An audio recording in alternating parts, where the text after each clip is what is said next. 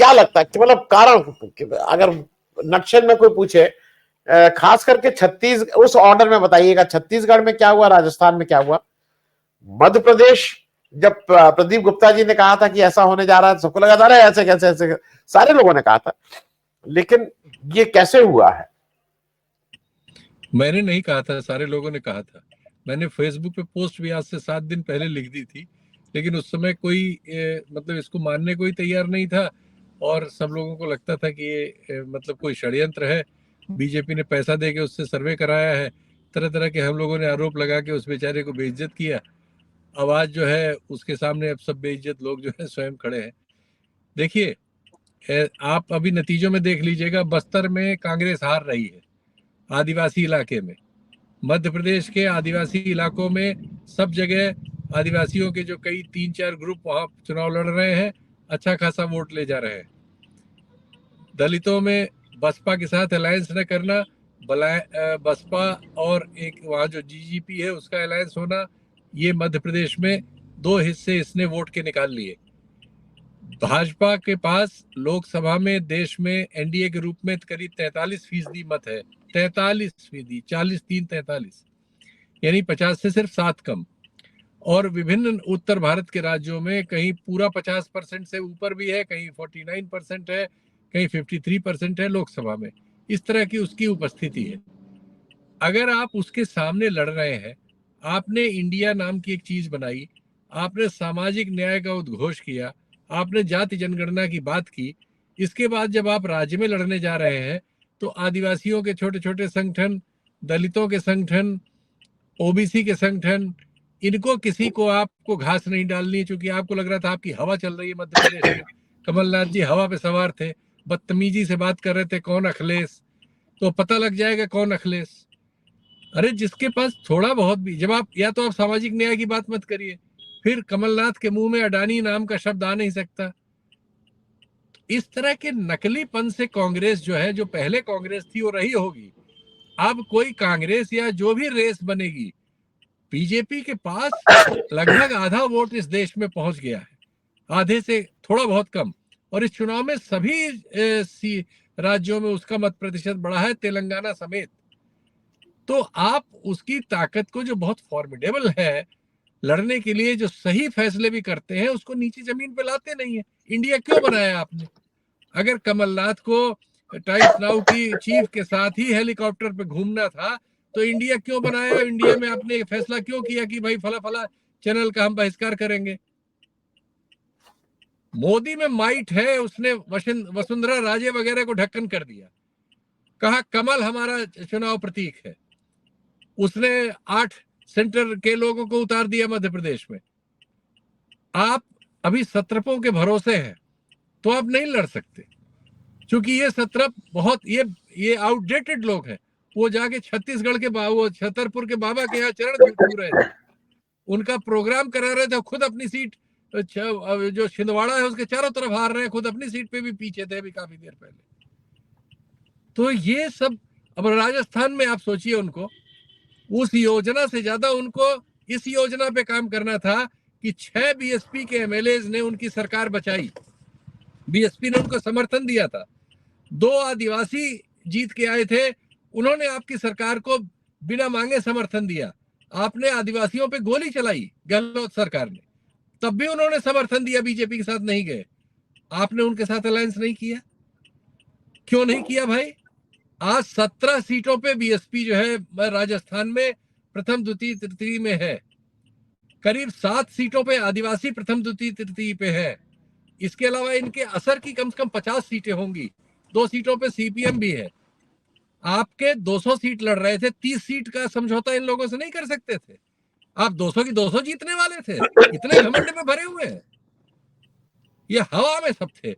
वो एक बघेल साहब है, पिछड़ों के नेता है, बगल में बस्तर में आदिवासियों में क्या हो रहा है कोई मतलब ही नहीं उनको। बस्तर हार रहे हैं। बीजेपी ने बहुत सावधानी से क्या किया कि जो मत समर्थन बेस स्ट्रक्चर बनाता है कांग्रेस का, मुसलमान, आदिवासी, दलित और पिछड़ा, जिसके ये क्लेमेंट थे, उसमें उन्होंने बड़े आराम से नश्तर लगा के 2-3%, 4% वोट इनसे खिसका दिया बस। अपना उनके पास जो 43-44% एवरेज है और जगह जगह कहीं 47, कहीं 49, कहीं कुछ, उसको उन्होंने जो ठंडा हो गया था उसको गर्म किया।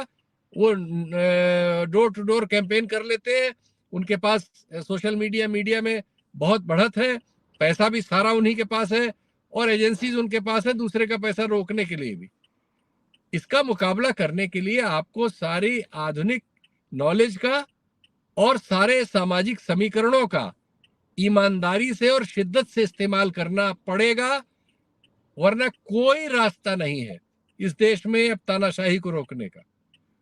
और ये शॉर्टकट्स जितने हैं ये इसी तरह से कट टू पीस हो जाएंगे जैसा इस चुनाव में हो रहे हैं। सबके घमंड जमीन पे, जो आप 18 में राज्य जीत गए थे वो अब 23 में हार गए सब। कितनी बुरी स्थिति है। और एक नए राज्य में दक्षिण से आपको रास्ता मिल रहा है, वहां देखिए आपको इस देश का अकलियत पूरी तरह से समर्थन दे रहा है। ओवैसी को हरा रहा है वो। ओवैसी 4 सीटों पे सिर्फ अभी आगे है, 7 या 8 में वैसे ही जीत जाता था। तो एक आपको बेस स्ट्रक्चर मिला है, उसमें ईमान। आप जब टिकट देंगे, राज्यसभा में आपने टिकट दिए तो 5 ब्राह्मणों को दिया, एक भी आदिवासी नहीं है, एक भी दलित नहीं है, एक पिछड़े उछड़े में एक आध कोई है। आप वोट चाहते हैं उनका, नारा देंगे उनका, साथ उनको लेंगे। अरे भाई ऐसे नहीं चलेगा, ये संभव ही नहीं है। ईमानदार होके आपको उनके साथ, अगर आपको वो पॉलिटिक्स करनी है जिसके अलावा कोई रास्ता भी नहीं है, करनी तो वही पड़ेगी। उसको पॉलिटिक्स से नारे में नहीं, उसको जमीन पे आपको उतारना होगा। और जहां वो जमीन पे होगी वहां आपको रिजल्ट देगी। और वहां भी मुश्किल होगी, आसान नहीं है इसके बावजूद। लेकिन ये करने के बाद आप कम से कम वहां होंगे जहां आपको होना चाहिए, वरना वहां होंगे जहां आप पहुंचे। इतना ही मेरा कहना है। नहीं शीतल जी, मैं 1-2 चीजें इसलिए कर लूं क्योंकि ये बार बार सुबह से एक चीज आ रही है कि इंडिया गठबंधन को एक साथ लड़ना चाहिए था, नहीं तो ये गत होगी।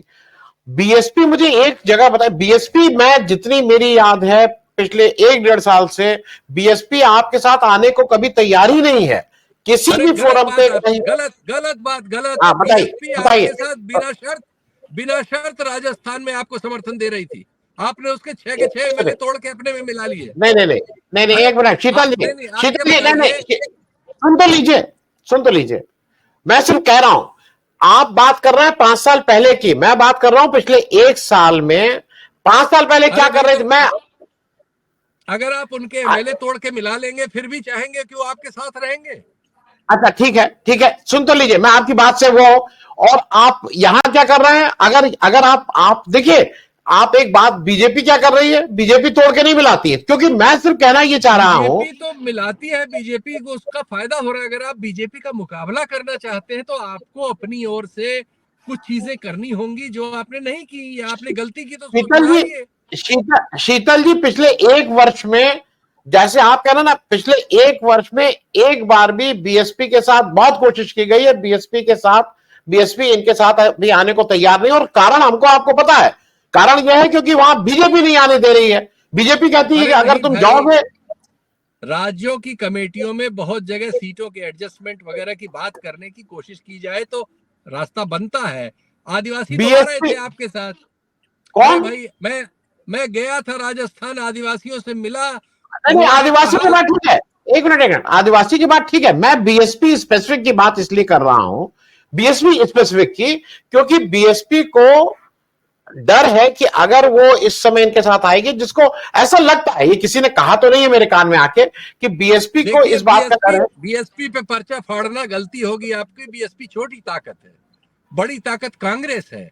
अरे तो तुम कोई आने को तैयार, अरे फिर वही, जब उससे बड़ी ताकत बीजेपी है, जब बीजेपी आने ही नहीं देगी बीएसपी को, कहेगी कि अगर तुम, ऐसा नहीं है। आप अखिलेश यादव से बात कर रहे थे ना मध्य प्रदेश में, फिर आपने बात तोड़ी ना। बात नहीं तोड़ी, आपने बात छोड़ी, फिर आपने बात तोड़ दी। पूरी बात समझ, इस पर जान लीजिए। बात ये हुई थी 5 सीट, अखिलेश यादव ने 2 सीट पे अखिलेश यादव तैयार थे, 5 नहीं 2 पे तैयार थे। उन्होंने कहा कि क्योंकि मुझे अपनी पार्टी का वो रिटेन करना है, इसलिए मुझे 5 या 6 सीट दे दीजिए। उन्होंने कहा ठीक है दे देंगे, लेकिन आप, तो उन्होंने कहा कि आप अपने कैंडिडेट को हमारी साइकिल पे लड़वा दीजिए। कांग्रेस ने अपने आप खूब ये किया कि कोशिश की कि भाई कोई लड़ जाओ वहां से जाके, कांग्रेस का एक व्यक्ति नहीं तैयार था साइकिल पर लड़ने को, कहां से करेंगे? जो जो ग्राउंड रियलिटी वो भी ये सफाई हमको आपको नहीं देनी चाहिए, ये सफाई राजनीतिक दल दे। हमको आपको सवाल करने हैं कि वो सवाल करने ये नहीं हुआ, वो नहीं हुआ, ये वो जाने। शीतल भाई साहब, अगर ये नहीं होगा तो यही होगा जो हुआ। शीतल भाई, बीएसपी को आप, मैं सिर्फ बीएसपी के बारे में स्पेसिफिक हूं, और मैं बार बार ये कह रहा हूं कि बीएसपी आने को नहीं तैयार है, क्योंकि बीएसपी को ऐसा लगता है जो आप राजस्थान के बारे में नहीं जानते, गलत कह रहे हैं। राजस्थान में मैंने बीएसपी के नेताओं से बात की, वो कह रहे हैं बताइए हमारे एमएलए इनका बिना शर्त समर्थन कर रहे थे, इन्होंने हमारे सारे एमएलए को तोड़ के कांग्रेस में मिला लिया। आप बताइए ऐसे कोई पार्टी कैसे जा सकती है आपके साथ? अरे ये पुरानी, ये अभी एक साल की बात नहीं, ये बात है जब 2018 की बात है शीतल भाई। 2018 तो आपको 2018 की बात सुधारने का कोई काम करना चाहिए ना, अपनी गलती मान। अरे जब बीएसपी नहीं, लेकिन बीएसपी आज की तारीख में आने को जब तैयारी नहीं होगी, मैं इसलिए इस पे अटक नहीं रहा हूं, क्योंकि मैं सिर्फ कहना ये चाह रहा हूं कि ये थोड़ी क्लैरिटी हम लोग रखें कि बीएसपी नहीं आने को तैयार है, और क्यों नहीं आने को तैयार है ये बिल्कुल स्पष्ट है, क्योंकि उसको आने नहीं दिया जा रहा है। अरे सुन लीजिए, बीएसपी नहीं आने को तैयार है, जो दूसरा संगठन बना हुआ है वो भीम सेना वाला, वो तो बेचारा मारा फिरता रहा और जाके उसने हनुमान बेनीवाल से समझौता किया। अरे गहलोत वगैरह को किसी की जरूरत ही नहीं फील हो रही थी, क्या बात क्यों डिफेंड कर रहे हैं आप? मैं गया नहीं डिफेंड में नहीं कर रहा हूं शीतल जी, डिफेंड में नहीं कर रहा हूं। इतने घमंड में भरे थे कमलनाथ और गहलोत, इतने घमंड में थे कि उनके घमंड का कोई पारावार नहीं है। सुनिए, जिन पे आपने गोली चलाई उनसे आप बात करने को तैयार नहीं। सीपीएम वाले तो आपका 1 रुपया नहीं ले रहे थे, 2 एमएलए उनके जीत रहे, उनसे अलायंस में क्या दिक्कत थी? अरे क्यों, उनकी क्या सफाई? नहीं, मैं सफाई नहीं दे रहा हूं कमलनाथ को, मैं बिल्कुल मैं बात कर रहा हूं अशोक गहलोत की, क्योंकि अगर अशोक गहलोत एक ठीक गवर्नेंस देने की नहीं किया भाई, अशोक गहलोत पूरा 5 साल पायलट से लड़ते रहे, अपने लौंडे को बनाना चाहते हैं मुख्यमंत्री। ये सब क्या अपने नहीं शीतल जी आप ऐसी बात कर रहे हैं, अपने आपके हिसाब से अपने लड़के को बनाने के लिए पायलट से लड़ते रहे, वो बीजेपी से नहीं लड़ रहे थे, पूरे 5 साल उनको बीजेपी से लड़ते रहे कि उनकी पार्टी ने तोड़ दे, और अकेला आदमी था जो अपनी पार्टी ने तोड़ने दिया। मैं कमलनाथ को बिल्कुल डिफेंड नहीं कर रहा हूं, क्योंकि कमलनाथ की मध्य प्रदेश में सारा काम, सारी चीजें कमलनाथ के सिर पे हैं, लेकिन भूपेश बघेल और अशोक गहलोत अगर हारते हैं तो गुड गवर्नेंस की जो भी आप बात कह लीजिए, एक्सक्यूज तो हर जगह निकल आएंगे, लेकिन ये दोनों लोगों का हारना, जहां पे मोदी के पास एक नहीं था कि गहलोत को अटैक कर रहे थे कन्हैया लाल, जहां पे आपके पास काम पे कोई अटैक ही करने को नहीं तैयार है, उस जगह पे भी अगर कांग्रेस की ये गति होती है तो ठीक है, मतलब मैं इसको नहीं कह रहा हूं, ठीक है वो देश में राजनीति चलेगी। आपका तर्क ये है कि बीजेपी अपने में सुधार करे, ये है ना तर्क? ये कहीं पहुंचेगा? नहीं बिल्कुल ये तर्क नहीं है, नहीं बिल्कुल ये तर्क नहीं है, जीत रही है उसमें सुधार करेगी। नहीं बिल्कुल ये तर्क नहीं। कन्हैया लाल को बेचने से जीत रही तो कन्हैया लाल को ही बेचेगी। आप सोचिए आप उसका जवाब कैसे देंगे? हाँ, और उसमें अगर ये मानिए कि अशोक गहलोत सचिन पायलट से लड़ रहे थे, अशोक गहलोत सचिन पायलट जिनको बीजेपी आगे करके लड़ने की कोशिश कर रही थी, बीजेपी से लड़ रहे थे, सचिन पायलट से लड़ रहे थे, बीजेपी से लड़ रहे थे शीतल भाई। अब चलिए उनको हमें क्या डिफेंड, हमें अशोक गहलोत क्या कर रहे थे क्या नहीं कर रहे थे, नतीजा हमारे आपके सामने है। मैं वहां इसलिए कह रहा हूं कि छोटे छोटे दलों से मेरी बात हुई और सब में मैंने पाया कि अशोक गहलोत घमंड से भरे थे। वो सिर्फ मामला पायलट का ही नहीं है, बाकी भी जो लोग उनके साथ थे उनके तक के वो साथ नहीं थे, तो उसकी कीमत चुकाएंगे। शीतल जी एक चीज बताइए, अभी जो ट्रेंड आया है उसमें तो तेलंगाना में भी लग रहा है कि मामला सेफ नहीं है। 65 सीट पे आ गई है कांग्रेस, मतलब जो बढ़त है, रुझान जो है, तो 65 तो बहुत क्लोज है। अगर 60 चाहिए वहां मार्जिन, 5 सीट आगे हैं आप, मतलब ये रिटेन कर पाएंगे कि नहीं, आपको क्या लगता है शीतल जी? कि मेरा मुद्दा रह गया है कि ईवीएम की कोई बात ही नहीं करता। अभी उस पे अलग से करते हैं, 1 मिनट। हाँ, इस पे शीतल जी, हाँ, तेलंगाना में 64 पे आ गई है कांग्रेस, 64, और 60 पे मेजॉरिटी है, तो तेलंगाना भी तो हाथ से ना निकल रहा है। नहीं, तेलंगाना में कुल मिला के जीत हो जाएगी। अब ये 64 है, सकता है जी, 64 पे आ गए हैं, 60 पे मेजॉरिटी हो जाता है क्योंकि वहां बीजेपी ने अभी लास्ट में परफॉर्मेंस बेहतर की है। जो ये हैदराबाद के चारों तरफ वाला एरिया है, वहां जो पोलराइजेशन हुआ उसका कुछ फायदा उसने लिया है दो ब्लॉक्स में, तो वो इसलिए वो 10 सीटों तक जा रही है। लेकिन ओवैसी की पार्टी घट गई, वो आ जाए, मेरा ख्याल है कि मेजॉरिटी वो बच जाएगी, मेरा ख्याल है। लेकिन अभी तो काउंटिंग चली रही है, तो देखना है कि दिन में क्या होता है। फिलहाल वहां बहुत अच्छा प्रदर्शन है कांग्रेस का, 19 सीटों से 64 पे भी है, तो बहुत बड़ा प्रदर्शन है। और उसका 28% वोट था, 43% के आसपास वोट मिल रहा है, वो बहुत अच्छा प्रदर्शन। हालांकि जैसी खबर आ रही है कि बैंगलोर मतलब कर्नाटक में सब वो रिसोर्ट बुक कर लिए गए हैं, क्योंकि बाड़ाबंदी अब करनी है ना, नहीं तो ये 64 भी मालूम नहीं कहां भाग जाएंगे। हाँ, वो सब तो समस्या हमेशा रहती है, वो रहेगी, लेकिन उसके लिए सक्षम है वो दोनों राज्यों में जो लोग वहां मैनेजमेंट कर रहे थे, वो सक्षम है। वो स्थिति नहीं आएगी क्योंकि वहां जन आक्रोश भी बहुत पक्ष में है कांग्रेस के, वो नहीं होगा, वहां नहीं ये सब होगा। लेकिन जो वहां मेन प्लेयर जो है दूसरा है, मेन प्लेयर जो वहां हार रहा है वो तो 40 से आगे नहीं बढ़ रहा है ना, वो जो बढ़ा है 10 या 12 सीट, 10 या 12 सीट बीजेपी का हुआ है वहां, 10 सीट शायद या 11 सीट, और ओवैसी का सीट घटा है। नहीं, ओवैसी बढ़ गए हैं। इस समय क्या हुआ है कि 41 पे बीआरएस है, 9 पे बीजेपी है, और 5 हो गए उनके एआईएमआईएम ओवैसी वाले, तो वही 4 से 5 करेक्ट। तो ये सब जो है, इसमें ओवैसी ओपनली नहीं जा सकते बीजेपी के किसी अलायंस में, और ये जो है बीजेपी और दोनों मिलके वो 60 नहीं पूरे हो पाएंगे, वो नहीं पॉसिबल है, इसलिए वहां बनेगी। ये है कि चलिए, जो क्लोज इलेक्शंस होंगे उसमें एक आध ऊपर नीचे भी होता रहेगा, जैसे बीजेपी अभी 10 पे थी, 9 पे आ गई, लास्ट गिनते 8 पे भी आ सकती है, अब वो किधर भी जा सकती है। तो अभी ये सब 2-4 सीटों पे होता रहेगा, लेकिन अभी उस पे बहुत निराश न होइए।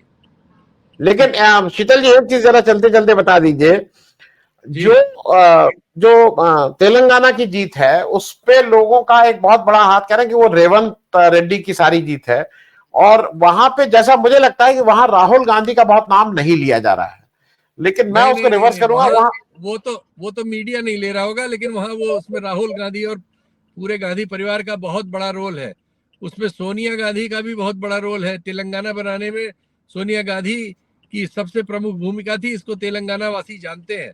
पिछले चुनावों में तेलुगु देशम से अलायंस करने की वजह से वो मामला धूमिल हो गया था, इस बार वो सब पक्ष में है, और राहुल गांधी की सभाएं वहां प्रचंड हुई हैं। ये कहना गलत है कि रेवंत रेड्डी की जीत है, वो बिल्कुल भी नहीं, रेवंत रेड्डी का बड़ा रोल है, लेकिन मेन तो वहां कांग्रेस एक फॉर्मिडेबल पार्टी के तौर पे लड़ी, जिसके पास साधनों की और अन्य चीजों की कर्नाटक से बेहतर सप्लाई हुई, और उन सारी चीजों का इस्तेमाल कर सकी जिनका करना चाहिए। कोई फ्रिक्शन नहीं था, क्योंकि पार्टी बहुत कमजोर थी, वहां से ऊपर आई है, तो अभी वो सब नेगेटिव्स नहीं थे जो इन 3 राज्यों में रहे हैं, तो इसलिए कांग्रेस वहां जीत रही है, जीतेगी। नहीं, एक चीज बताइए, अगर तेलंगाना जैसा अभी नहीं, अब 62 हो गई, मैं सिर्फ इसलिए कह रहा हूं कि कांग्रेस बहुत ही मतलब ऑन अ वेरी, कांग्रेस अगर 60 के नीचे, ये 62 किस में हुई है? किसी चैनल पे हुई होगी, चैनल, क्योंकि उनके वो इलेक्शन कमीशन के रिकॉर्ड तो बहुत पीछे चल रहे हैं, वो तो 30 पे अभी हैं, मतलब वो लोग तो इलेक्शन कमीशन वाले प्रतिशत नहीं, उसमें वोट प्रतिशत देखिए, अगर वोट प्रतिशत 4 का डिफरेंस बना हुआ है तो कांग्रेस चुनाव जीत रही है, और जो मैं देख रहा हूँ 4% बना हुआ है। अभी जो इलेक्शन कमीशन का होता है उसमें प्रतिशत नजर आ जाता है, बाकी लोगों में नहीं। लेकिन वो लेट चलता है, मतलब जैसे वो शायद नहीं, तो ये वाले जो है ये बहुत बार एग्जरेट करते रहे, ये वाले जो है, अब वो देख रहे हैं माहौल बीजेपी का बन रहा है, तो ये अपने यहाँ एग्जरेट करेंगे, उस पे मत जाइए। और उसमें डिफरेंट चैनलों पे देखने पे वो आंकड़ा पोल ऑफ पोल्स जो है बेहतर हो जाता है। अच्छा, अब एक अंतिम प्रश्न ये बताइए, 6 दिसंबर को इंडिया गठबंधन की मीटिंग है, 6 दिसंबर को जानबूझ के रखा गया है क्योंकि 6 दिसंबर अदरवाइज देश की राजनीति में इंपॉर्टेंट दिन होता है, जिस दिन बड़ा यूपी में तो बहुत बड़ी पुलिस का बंदोबस्त हो जाता है कि कहीं दंगा फसाद ना हो। तो क्या ये 6 दिसंबर सिंबॉलिक है? मुझे लगता है 6 दिसंबर को इनको नहीं रखना चाहिए, लेकिन अब उन्होंने रख लिया है तो हमें कोई एतराज भी नहीं है। करें, वो काम करें। असली चीज ये डेट्स नहीं है, असली चीज वो काम है। अगर वो social engineering all India basis पे प्रॉपर करेंगे, सब छोटे छोटे समूहों को प्रतिनिधित्व देने में ईमानदारी बरतेंगे, बल्कि कुछ दयानतदारी बरतेंगे, तो वो लड़ पाएंगे। नहीं करेंगे तो हार जाएंगे। हाँ, लेकिन यूपी में तो केवल उनको कुछ करना नहीं, यूपी में जो करना है अखिलेश यादव को करना है, कांग्रेस को तो कुछ करना नहीं है यहाँ तो। नहीं, यूपी में अखिलेश अपनी जगह, कांग्रेस को ही मेन करना है। जो बीएसपी और कांग्रेस अखिलेश यादव है, इनके बीच अगर कोई कुछ करा सकता है तो कांग्रेस करा सकती है। कोई अगर अंडर हैंड अरेंजमेंट या कोई अरेंजमेंट कराएगी तो कांग्रेस ही करा पाएगी। मतलब आपको अभी भी उम्मीद है कि ये तीनों लोग एक साथ ही कहीं ना कहीं लड़ेंगे, जो भी जिस भी अंडरस्टैंडिंग से लड़े? हाँ है। मतलब मुझे क्योंकि वो शायद बीएसपी और सपा के बीच इतनी खटास आ चुकी है, इतनी ज्यादा खटास आ चुकी है कि नहीं, वो सामने तो साथ साथ नहीं आएंगे, लेकिन मान लीजिए वो कांग्रेस से दोनों लोग अलग अलग एडजस्टमेंट कर लेते हैं, आपस में लड़ते भी रहते हैं, लेकिन कांग्रेस से ही कर लेते हैं, तो कम से कम उन सीटों पर जिन पे एक सामूहिक समझौता होगा, उतना तो कम से कम लड़ पाएंगे। यूपी तो एकदम साफ है, नहीं तो